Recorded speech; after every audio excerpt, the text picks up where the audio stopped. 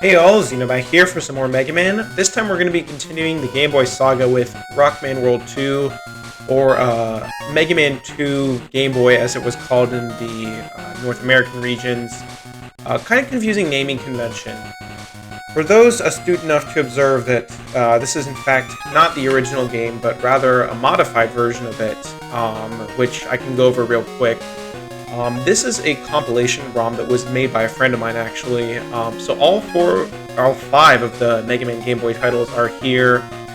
Each of them received a deluxe colorized version at some point in the last few years, some arriving earlier than others. And that's the version that I'll be playing for this video.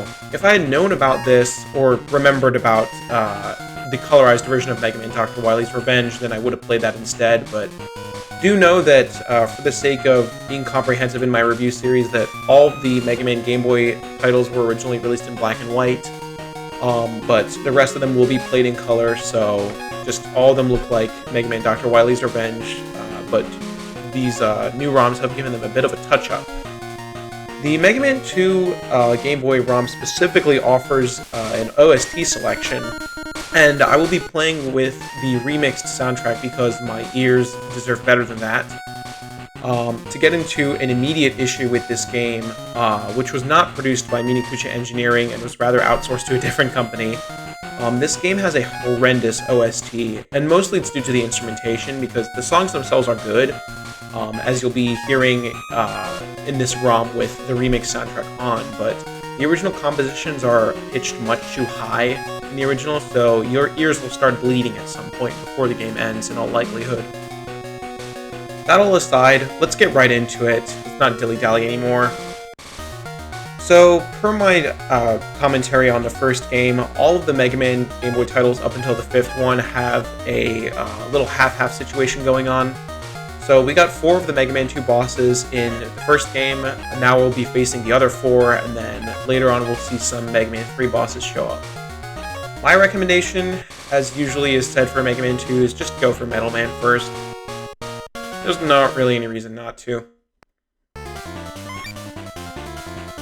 This game has pretty similar physics to the first. Mega Man's jump feels very sluggish in this one, which it might actually feel worse than the first game, genuinely. And some of the sound effects are just really odd and janky. I always found this like landing and shooting sound effect to sound just kind of bizarre. But with the colorized ROM, this does in fact look like Metal Man's stage, so gotta give credit where credit is due. A couple of nasty spike drops here at the very beginning. Just, you know, weave in and out, as you saw me do, if you want to avoid that stuff. Overall, the stages in this game do a pretty decent job at mimicking the NES source material, like Metal Man stage is Metal Man stage. There's a few new graphics, and this area before, the ground in the original ROM is like almost transparent in a sense, so it looks a bit weird. This looks like way better. When it's colorized, it looks a lot nicer. And per Mega Man 3, Mega Man actually has the slide in this game. So you can play the Mega Man 2 stages with the slide, which is pretty interesting, actually. Has some positive implications for the level design, I would say. Of course, you have moles, which are a pain in the ass to deal with. Take too many shots. Whoa. Yeah, that's a pretty nasty trick. A press hidden in the ceiling. I'm gonna see if I can get some health. One interesting and very notable thing about this game is that, unlike all of the other Mega Man titles on Game Boy, again aside from the 5th because it has its own unique soundtrack, but none of the Mega Man 2 or Mega Man 3 themes were brought over. All of the compositions are original. And most... What the hell am I getting hit by? What? I have no idea what I got damaged by. Okay, that's odd. That must have been a mole? Weird. As I was saying, this game has a fully original soundtrack, so this is not, you know, NES Metal Man's theme. It is a entirely original composition. They're pretty good. I do like the OST of this game. I think it's pretty good stuff. Some of the tracks are a little samey, I'll admit, but most of them, after a couple listens, are pretty recognizable. I would say this is maybe one of the more thematically appropriate ones. Like, this just sounds like a Metallic Factory. Like, this is definitely Metal Man's theme. But some of the others don't fit as well. Like, I guess Woodman's. I mean, I'll talk about them as we go along, but I would say overall the soundtrack is good. Not necessarily, it doesn't necessarily evoke the Robot Master that the song is attached to most of the time, but it does a good enough job at being atmospheric, so I'll give it a pass. Interestingly enough, and I believe this is the case in the original game too, but ammo and weapons don't pause you when they fill up, which I actually quite like. Oh, okay, nice. I don't know if that sound effect has changed. I feel like it was different in the original, but I like that it was modified. It's cool. Some of the commentary I'll have does apply more to the modified ROM than the original, because the original has a few quirks that were ironed out, but for the most part this is the same game. Just looks and sounds a bit better.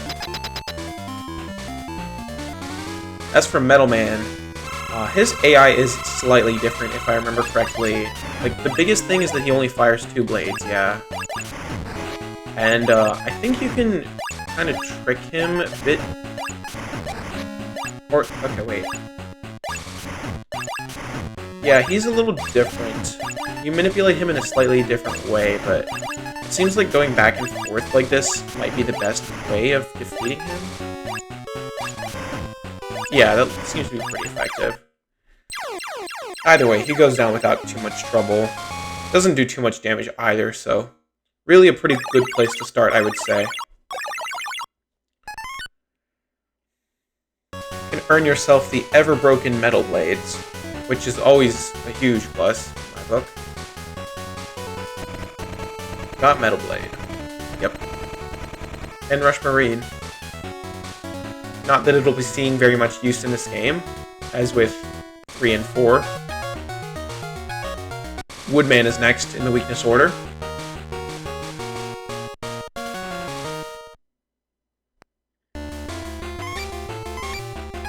So as I was saying, the Metal Blades are somehow even more broken in this game than the original, because they no longer force you to stop when using them. So you can just run and gun stuff down very effectively. None of the enemies in this stage stand even remotely a chance against you. It's even more effective against the Robots and the Bats than in the NES game, I believe. Actually, I think it killed the Bats in one hit in the original anyways. But it's more effective against basically everything else. I mean, this hot dog doesn't stand a chance. Neither do the Rabbits. Interestingly enough, there's this cannon section and like needles that show up here, which is a little interesting to me. Not sure why these are here. It does make it a little more unique compared to the NES version, but I don't know if I would call it the most thematically appropriate thing. It works, I suppose. You can, of course, use Rush Marine to skip that section, but I didn't bother. I didn't feel like switching off the blades was worth it. Not sure how neither of those blades made contact, but that's fine. The ladders are a little weird in this game. Sometimes they kind of glitch out a little bit. The Metal Blades kill the Atomic Chickens in one hit in this, so another aspect in which they're just completely busted, because these were originally immune to them in the original. But nope. And that's really Woodman's stage. Not terribly different than the original. Fewer hot dogs. I feel like maybe tossing one more in would have been nice, but Woodman's stage is Woodman. A little different because of the inclusion of the needles, but overall it's not terribly different. Woodman takes a lot more damage from the Metal Blades in this version than the NES version, for whatever reason. He's otherwise mostly the same. He has a little shrunken down, kind of funny looking sprite though. Many of the Robot Masters included in this game have a more bulky body type, and a lot of them were shrunken down, which often results in these like kind of cute or just weird looking sprites. Yeah. Leaf Shield has one quirk that makes it a little different than the NES version, but It's not a particularly meaningful one, as Leaf Shield isn't that great to begin with. But it is definitely interesting. Let me see where I'll be able to show it off. Maybe here? Let me see if I can show it off. Yeah, so the leaves, unlike in the NES version, fly off independently of each other. As you just saw, 3 of the leaves got reflected by the goblin head, and then the other one flew off by itself in a circular pattern. So that's the only real difference between them that I can tell, which is itself slightly interesting quirk, but not particularly meaningful. Because again, you'll be using metal blades, and not a whole lot else. None of the other weapons in this game even hold a candle to it, if I remember correctly. Practically nothing is immune to it. I don't know if there's been any enemies so far that have been actually immune to this thing, but there aren't very many overall. Okay, that was actually kind of close. Airman's stage, much like Woodman's, is very unchanged. The graphics and such are very recognizably Airman. The stage only had 1 real tile to begin with, though, so that's not too surprising or really worth mentioning. Oh, okay, it's on the left. Yeah, that cloud got cut off, which is interesting. And that's a wrap for Airman stage. Again, very similar to the original. Not much in the way of distinguishing it.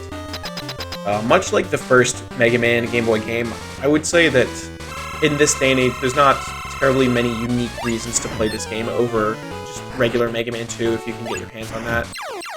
Airman, same pattern as in the NES version, produces random tornadoes, jumps at you.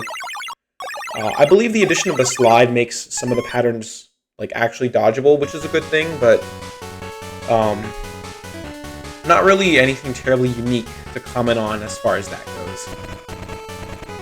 Beating Airman gives Rush Jet, I believe. Yeah.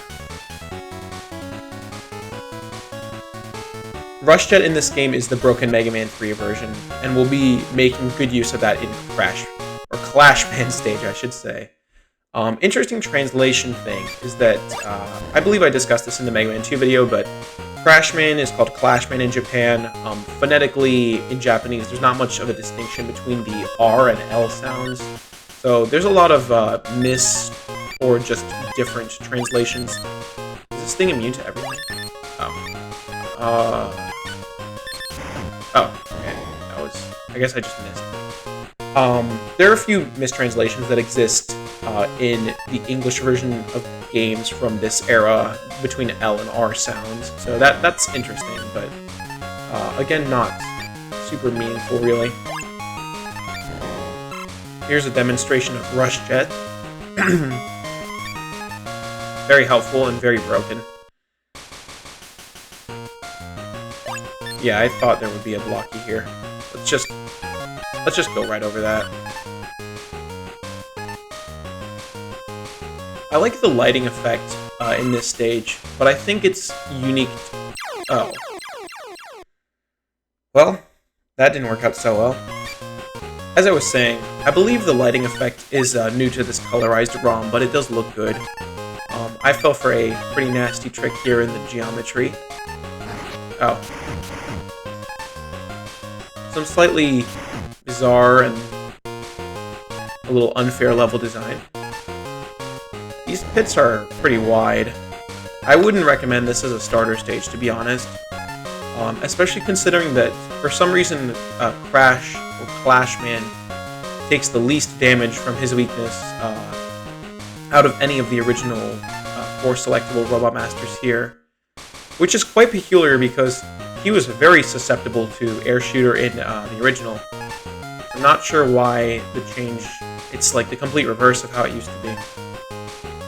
Peculiar stuff. I believe there's just enough ammo to finish him off with the weakness, which, again, very uncharacteristic of the original Crashman fight, but interesting stuff. Oh, looks like Leaf Shield kills Crazy Cannons pretty well. And, yeah, Crashman stage is a wrap. Oh, nice. I wasted it trying to slide. Anyways, Crashman stage, pretty self-explanatory, platforms and stuff. His fight is about the same. The bomb feels like it lingers for less time. It just generally flies in with this kind of weightlessness that I find to be kind of funny. And also sometimes I guess Crashman just doesn't care about... Oh, okay. Well, I ran out of... Okay, yeah, I screwed myself over.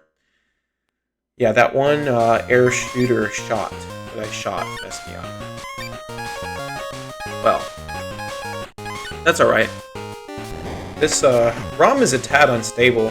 Kind of crashed on me a couple times, but anyways, as I was saying, well, that's pretty topical for Crashman, funnily enough. But anyways, that's him down.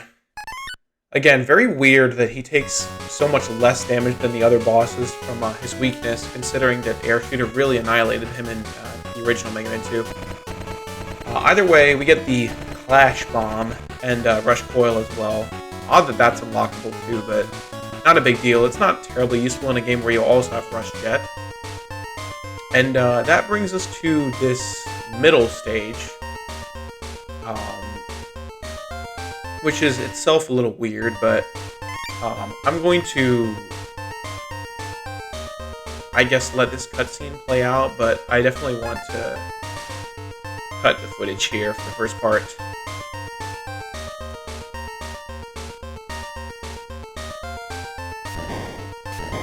Yeah, Mega Man got. And now we got 4 teleporters, which we will deal with next time. Thank you all for watching. This is Xeno, signing off. Bye-bye.